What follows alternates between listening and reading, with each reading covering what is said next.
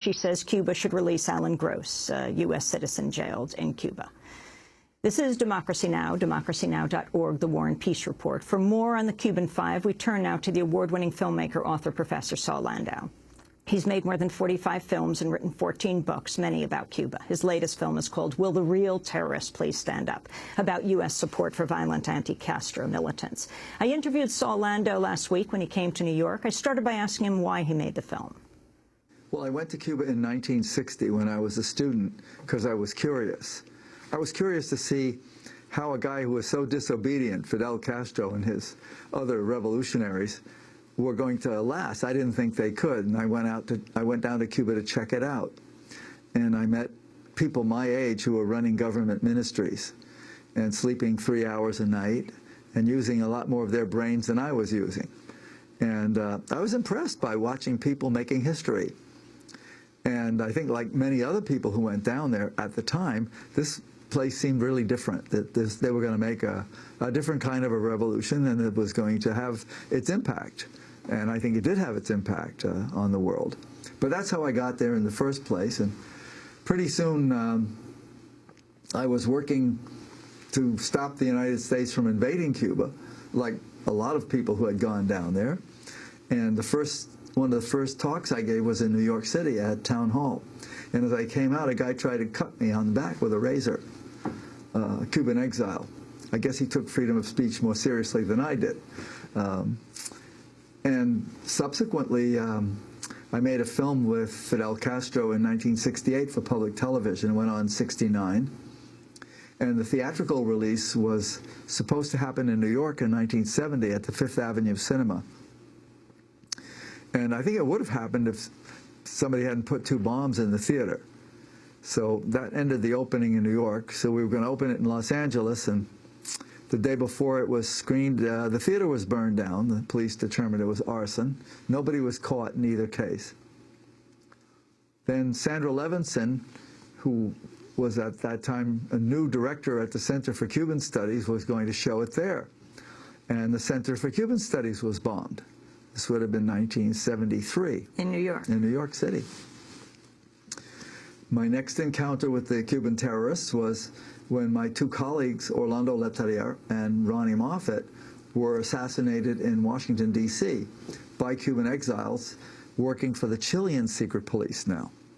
So, and over the years, I've had, how should I say it, my share of credible death threats. Orlando Letelier was a Chilean diplomat under Salvador Allende. Yes, he had been the Chilean ambassador in Washington. That's where I first met him. And I had invited him to come to the Institute for Policy Studies where I was working. And he did. And he wasn't even there a year, and he was blown up in his car on Sheridan Circle, 3/4 of a mile from the White House. Very audacious act of terrorism. And you had been with him very close to the time he was killed. I had dinner with him on Sunday night. He was killed on Tuesday morning. And on that Sunday night, we had come out, my wife and I had come out of his house. And I remember talking outside with our elbows on his car, which was parked in the driveway, not knowing, of course, there was a bomb underneath the car. Do you think it was there at that point, Sunday night? Well, according to the witnesses who later testified, they had put the car on late Saturday night, actually early Sunday morning. Had put the bomb. They had placed the bomb on the car then. And they hadn't used it until Tuesday. Yeah, they missed him Monday somehow. So they got him on Tuesday. Yet this relates to Cuba because the assassins... The assassins came from a Cuban group in northern New Jersey, in Weehawken, called the Cuban Nationalist Movement. Sometimes they went under the name of Omega 7. And the FBI had infiltrated them and knew from early on in their investigation that they had been the actual perps who did the thing under the auspices of the Chilean secret police who had ordered the assassination. If the FBI had infiltrated them, did they know before that Orlando Letelier was under such threat? No, well, according to what we know from the FBI agents and from the FOIA stuff, they found out afterwards. The assassination was on a Tuesday. I think Friday or Saturday, their informant called up and said that it was the Cuban nationalist movement who did the job, and he named the people who did it, Guillermo Novo Sampol and his brother Ignacio, and Alvin Ross and Jose Dionisio Suarez. They were all arrested by the FBI very quickly and held in contempt for refusing to testify. Then they were tried and convicted, 3 of them. And 2 later were caught and convicted. But then the Novos got out because the prosecutor made a procedural error. And in the second trial, their lawyers apparently learned more than the prosecutors, and they got off. And it was at that point Guillermo Novo in the hall, just right after the trial, looked at me, and in Spanish he said, and now we're going to get the rest of those commie SOBs. And I, you know, thought very modestly, I responded by holding my finger up, and he advanced toward me very threateningly, and the FBI came between us, and then very shortly afterwards I was told I was on his target list, that he had put a hit on me. Award-winning filmmaker, author Saul Landau. His latest film is called Will the Real Terrorists Please Stand Up? We'll come back to the conversation in 30 seconds.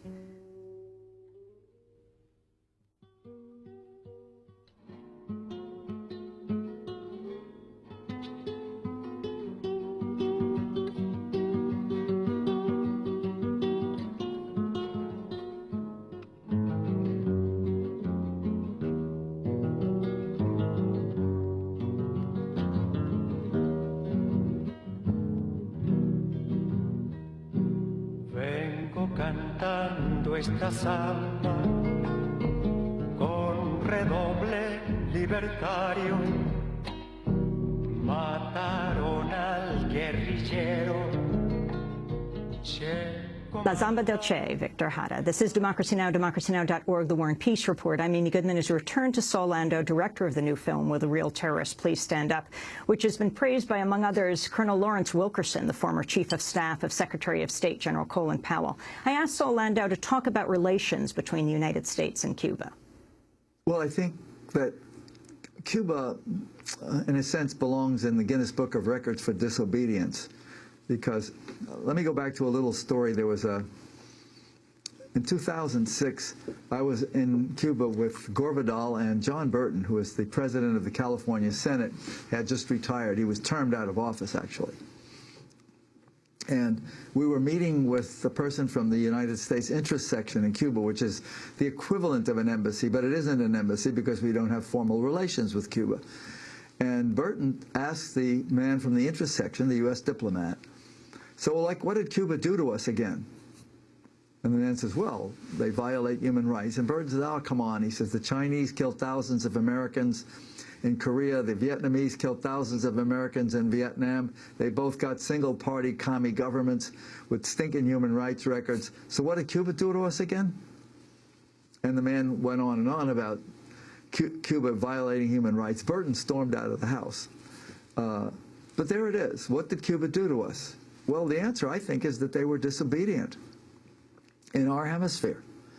And they did not ask permission to take away property. They took it away. They nationalized property. And the United States, on the one hand, has never forgiven them.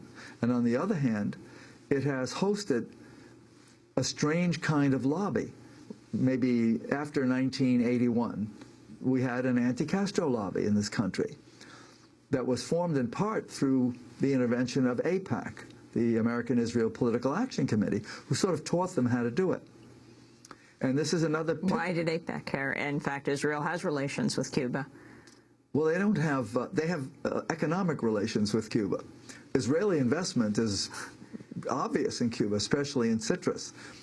They don't have diplomatic relations. But I think in the Reagan White House asked the AIPAC people to help the Cubans do this. I don't think it was their own initiative. Yeah, it's fascinating that it was anti-Castro Cubans who attempted to assassinate President Reagan, as you show in your film. Yes. They have used violence consistently over 50 years, even though it hasn't worked. I mean, if anything, the violence has helped consolidate Fidel Castro's rule and then the subsequent government. But they continue to use it. And if you ask them why they use it, they really can't tell you. I mean, if you ask Orlando Bosch why he was violent, he says in the movie, well, he's crazy. Another guy, Basulto, takes credit for all kinds of things. And Luis Posada Carriles simply denies that he did anything. And explain who these men are. Yes. Jose Basulto. Jose Basulto formed, well, he had been a CIA agent from 1959 on. He was recruited by a fellow named David Atlee Phillips, who recruited quite a few people in that time. He also recruited Antonio Veciana. Veciana was the CIA's top pick to kill Castro over the years. Who you feature in the film as well. He's in the film as well. Anyway, Basulto, also working for the CIA and sometimes working for himself, fired some cannon at a hotel in 1962 so that he could prove there were Russians in Cuba, because the Russians then complained that their people had been fired at. Jose Basulto then formed an organization called Brothers to the Rescue, which was originally to save the lives of rafters who were leaving Cuba after the Soviet Union disappeared. He and his pilots would radio their positions to nearby ships. But when the U.S. and Cuba signed a migration accord, he lost his mission because there were no more rafters. They were being picked up by the Coast Guard and returned to Cuba. So he took a new mission. He was overflying Cuba. The Cubans got word that he was going to fire a weapon or drop a weapon on them, and they notified the United States that future overflights would meet the gravest of consequences, meaning they would get shot down. And Basulto was told by the U.S. government that future flights would be very dangerous. In fact, the U.S. government sent a note to the Federal Aviation Agency saying, take their licenses away.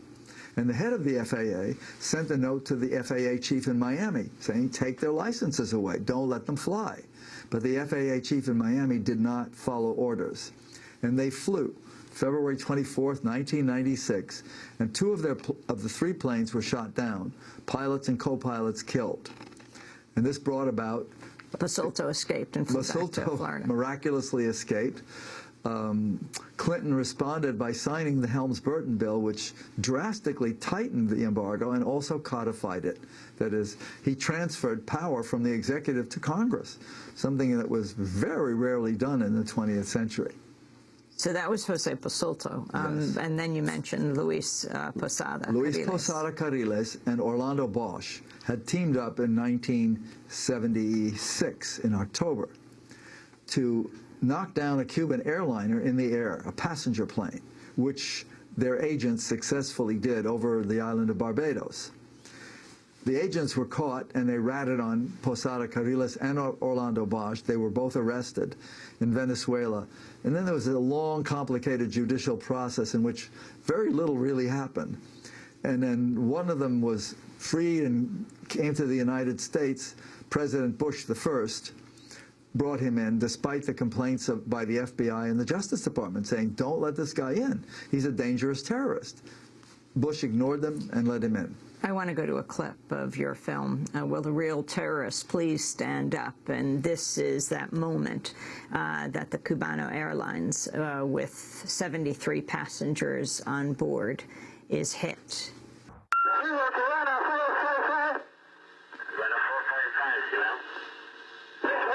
We have an explosion. We are descending immediately. We have a fire on board. Cubano 455, are you returning to the field?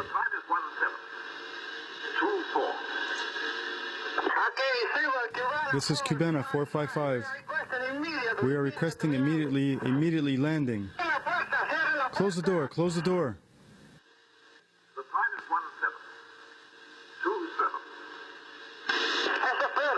It's getting worse. Crash landing into the sea.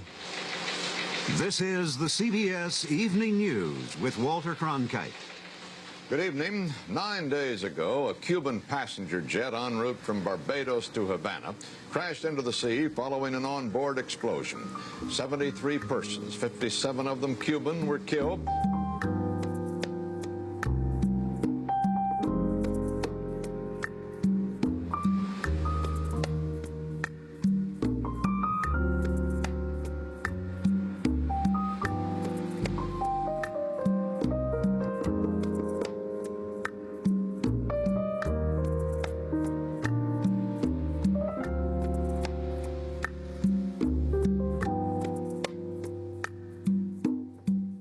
You're listening to and watching an excerpt of Saul Landau's film, Will the Real Terrorists Please Stand Up? So Orlando Bosch and Luis Posada Carriles blow up this airliner. And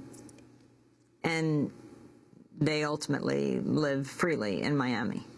Yes, and the United States had, and we know this now from declassified documents from the CIA and the FBI, that they'd nailed them. That Posada had told the CIA official there that Orlando has all the information. We're going to get an airplane. It's there, right in the, I think we put it on the screen. And the first thing they did was try to raise money off this event. And it occurred to me that this might have been, down deep, the real motivation for all this terrorism. Because it didn't really, I mean, how is blowing up an airplane going to change the government of Cuba? Or how does even placing a few bombs in hotels? Or trying to assassinate? The real fact is that after all of these terrorist acts, these guys go door to door and saying, hey, you know, you heard what we did lately, huh? And you got a nice store here. And they raise money. So this is how they ended up making a living. Otherwise, it makes no sense doing any of the things they did. Well, going on with Lawrence Wilkerson's review of your film, the man who is the chief of staff of Secretary of State Colin Powell, worked with him for years, Colonel Wilkerson. He talks about Posada Carriles and Orlando Bosch. He says, clearly shown and vividly documented was the fact that the United States sponsors terrorism. In Posada Carriles and Orlando Bosch alone, there are overtones of Osama bin Laden and Ayman al-Zawahiri, the nefarious leadership of al-Qaeda. In the film, Carriles and Bosch as much as tell us this in their own words. Moreover, they seem to rejoice in it. Yes. Yeah, that's who they were. That's their vocation. And they ultimately got proud of it. You know, as Osama bin Laden's objective wasn't to take power in the United States. He had another motive for bombing the World Trade Center and the Pentagon. And I think these guys didn't hope to take power in Cuba. They had another motive, and that is to make a living. There were over 600 assassination attempts on Fidel Castro's life that the U.S. was involved with. Well, the United States government, or the CIA, was involved in lots, I don't know how many, but according to the British film, and they had pretty good documentation from the Cubans, there were 628 attempts on Castro's life. The CIA was involved in more than half of them. Why did they want Fidel Castro dead? Well, I think in the U.S. government, it was thought that as soon as Fidel was gone, the Cuban Revolution was gone, and they would get Cuba back. It would be back in their pocket as they had it before it. I mean, if you look at Cuba before the revolution, it was an economic colony of the United States. And I think the U.S. government felt a sense of loss, a sense of humiliation almost. Who lost Cuba? I mean, this was a discussion way back in the 1960s. Who was responsible for losing Cuba? And Eisenhower was blamed, and Kennedy was blamed. And, but the thought was, look at all those corporations that used to own the island, the sugar companies, King Ranch, and other huge American corporations who had huge assets there, and they were all expropriated. Oil companies, Texaco. They all worked with Batista, the former dictator. Oh, Batista was a brutal dictator. He killed, according to the Cuban figures, 20,000 people over a period of 5 years. And practiced routine torture. And he was supported by the U.S. government until quite late in the game. So how did the scrappy group of insurgents, Fidel Castro, Che Guevara, how did they overthrow Batista? Well, I think Castro and his group used a combination of guerrilla war, which they fought from several mountains. That is, the Sierra Maestra and the Sierra Cristal, the two mountain ranges in the eastern province in Oriente in Cuba. And then there was another group fighting from the Escambray Mountains. And they tried to coordinate their activities with an urban guerrilla or urban, if you like, revolutionary group that was also causing the repressive forces to put a lot of attention and men into them. They were creating sabotage, propaganda. And Batista, by 1958, was an extremely unpopular leader, because he had been a sergeant and not one of the old guard army people. He really wasn't in bed with the old Cuban aristocrats and didn't owe them any loyalty. He was in bed with the mafia. He was on good terms with them and for their gambling and the prostitution and all their stuff. So he didn't feel any kinship with the upper middle class or the aristocracy, many of whose kids were being picked up by the cops and tortured or even killed. So he lost a lot of popularity, and when the revolutionaries won, they won with overwhelming popular support. That didn't last, of course. As soon as the revolution showed that it was serious about class things and distributing wealth, the upper class moved out and they went to Miami. And this was pretty well completed by late 1960. The richest people in Cuba had left the island. So tell us who the Cuban Five are. The Cuban Five were intelligence agents who were part of a larger web of intelligence group called the WASP. And 12 of them either got pleas or fled and got away. And they were charged with things like what? They were charged with failing to register as foreign agents and false identity. Has the U.S. ever done that? The United States has never tried anybody for failing to register as a foreign agent because Americans are doing that all over the world. And they don't want to get arrested. They don't want to set a precedent for that. Generally, they deport people? They deport people. They arrest them and say, go home. And they expect that to happen if Americans are caught. Let's say in a foreign country, in Eastern Europe, say, having infiltrated some terrorist cells in Chechnya or wherever. This is what this kind of intelligence is all about, and everybody understands it. False identification, of course you have false ID, or else you're going to get known. So these aren't really serious charges. I mean, they do have, legally penalties that are associated with. But these guys were charged with heavier crimes. They were charged with conspiracy to commit espionage, conspiracy to commit murder, and really, and these carried heavy sentences. And the judge went overboard. I mean, she gave Gerardo 2 life sentences plus 15 years, almost unheard of. And some of the sentences, by the way, were reversed by an appeals court, which said these sentences are ridiculous, and they lessened them. They forced the judge to resentence. And one of the Cuban Five, by the way, is now on parole in South Florida. But he is not allowed to travel outside of South Florida. Anybody else would simply be deported and sent back home.